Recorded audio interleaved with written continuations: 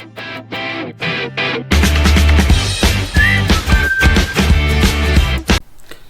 Students, आज हम class 9th का चैप्टर 2 स्टार्ट कर रहे हैं जिसका नाम है बहुपद। तो प्रश्नावली 2.1 इसमें सबसे पहला क्वेश्चन है, निम्नलिखित व्यंजकों में से कौन कौन से एक चर में बहुपद हैं।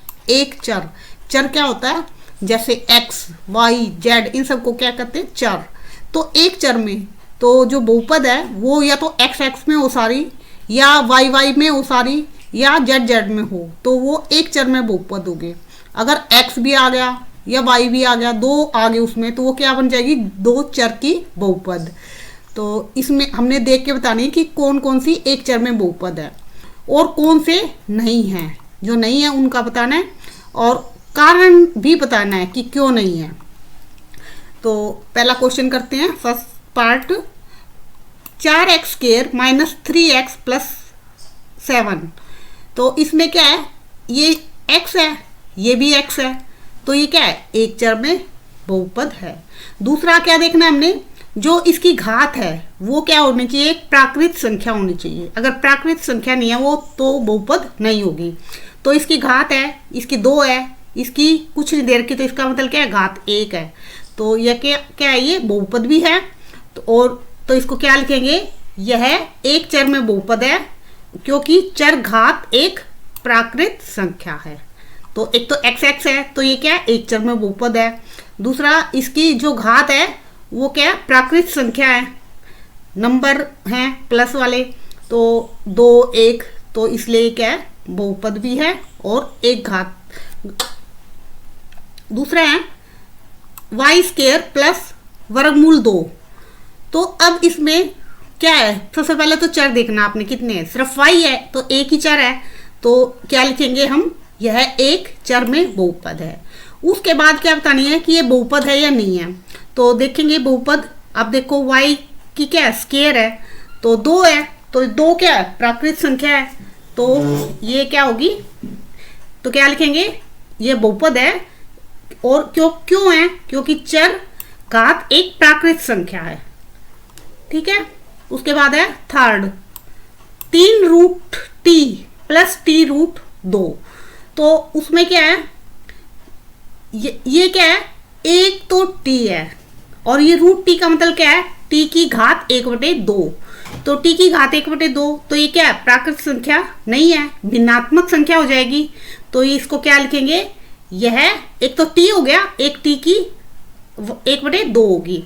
तो यह एक चर में बहुपद नहीं है।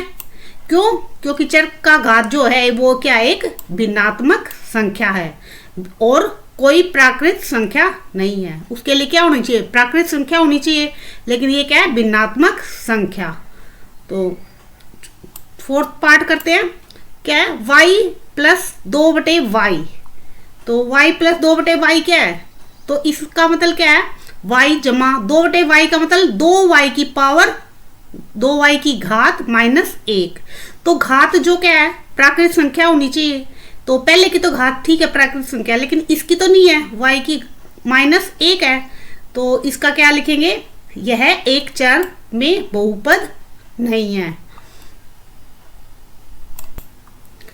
पांचवा पार्ट है, x की घात 10 जमा y की घात 3 जमा t की घात 50। अब इसमें क्या है? चर, एक तो y हो गया, एक y हो गया, एक x हो गया शुरू में, एक y हो गया और एक t हो गया। तो इसमें कितने चर हो गए? 3 चर हो गए। तो उसने सबसे पहले क्या कहा है? एक चर में बहुपद बतानी है आपने। तो क्या लिखेंगे? यह एक चर में बहुपद नहीं है क्योंकि यह 3 चर में बहुपद है। x, y और t हो गए ना, तो इसलिए क्या है? यह 3 चर में बहुपद है। दूसरा क्वेश्चन है, निम्नलिखित में से प्रत्येक में x² का गुणांक बताना है। आपने x² को देखना है और x² का गुणांक बताना है। अब पहला क्वेश्चन है, जैसे 2 जमा x² + x। तो ये जो x² है इसका गुणांक बताना है। x² के आगे कौन सा नंबर है? कुछ नहीं है, इसका मतलब क्या है? 1। तो क्या लिखेंगे? x² का गुणांक बराबर है 1।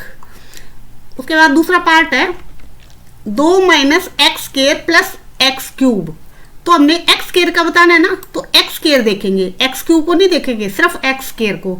एक्स स्क्वायर के आगे क्या है, माइनस, और कुछ नंबर नहीं है तो -1, अगर कुछ नहीं होता तो 1 होता है, और साइन कौन सा है, माइनस, तो एक्स स्क्वायर का गुणांक क्या होगा, -1। उसके बाद है third question, π/2 x square plus x. तो अब एक्स स्क्वायर, यहाँ पे हमारा एक्स स्क्वायर के आगे क्या है, π/2, तो एक्स स्क्वायर का गुणांक क्या होगा, π/2, एक्स स्क्वायर का गुणांक बराबर है π/2। उसके बाद है फोर्थ क्वेश्चन क्या है, √2x - 1। तो अब हमें कहा है एक्स स्क्वायर, अब एक्स स्क्वायर तो इसके अंदर है ही नहीं कहीं पे, अगर नहीं है तो क्या होगा, 0। तो एक्स स्क्वायर का गुणांक क्या होगा, 0, क्योंकि यहाँ एक्स स्क्वायर नहीं है तो इसलिए इसका गुणांक 0 होता है। जो भी अगर एक्स स्क्वायर पूछा है और एक्स स्क्वायर उसके अंदर नहीं है तो उसका गुणांक 0 होगा।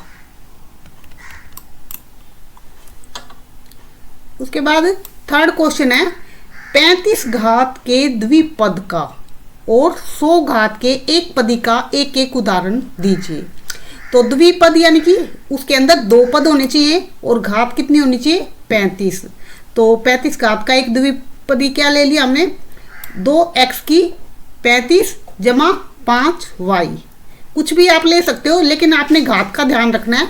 2x की 35 जमा 5 भी ले सकते हो, 2x की 35 5 2 भी ले सकते हो, 2x की 35 4 भी ले सकते हो, 2x की 35 प्लस 6 भी ले सकते हो, कुछ भी ले सकते हो, लेकिन घात उसकी 35 होनी चाहिए और पद 2 होने चाहिए। पद को कैसे गिनते हैं, जैसे ये है, इसमें अगर देखिए तो इसमें कितने पद हैं, 3 है। जैसे ये 1 पद, 2 पद और 3 पद, ये जैसे हैं तो इसमें कितने पद हैं, 1 पद और 2 पद, इनको हम क्या कहते हैं, पद।